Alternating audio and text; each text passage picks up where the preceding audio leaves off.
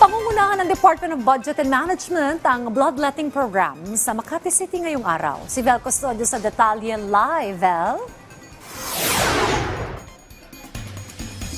Rise and Shine Diana, ngayong araw ganampin ang bloodletting program kung saan inaasahang makikilahok ang nasa 300 blood donors dito sa I-Academy, Makati City.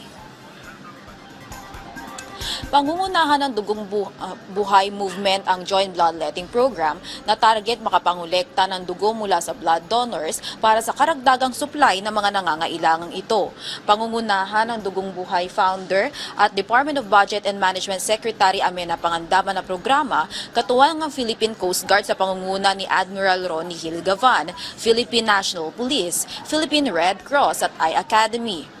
Noong nakaraang buwan, isinagawa rin ng Dugong Buhay Movement ang Blood Donation Drive sa probinsya ng La Union kung saan target itong matulungan ang mga tinamaan ng dengue, lalo na't uso ito ngayong panahon ng tag-ulan.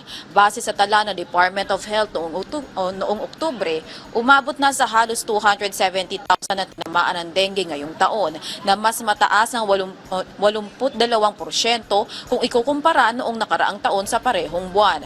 Alinsunod ang layunin ng tuloy na bloodletting program ng Dugong Buhay sa direktiba ni Pangulong Ferdinand R. Marcos Jr. na tulungan ng mga nangangailangan lalo na sa emergencies.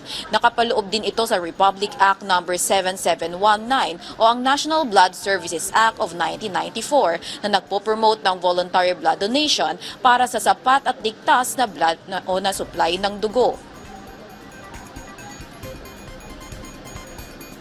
Dayan, dumating na ang mga blood donors mula Philippine Coast Guard at kasalukuyan na rin nagsiset up ang Philippine Red Cross para sa bloodletting program. Bukas para sa lahat ang bloodletting program na magtatagal hanggang alas 6 ng hapon. Balik sa iyo, Dayan.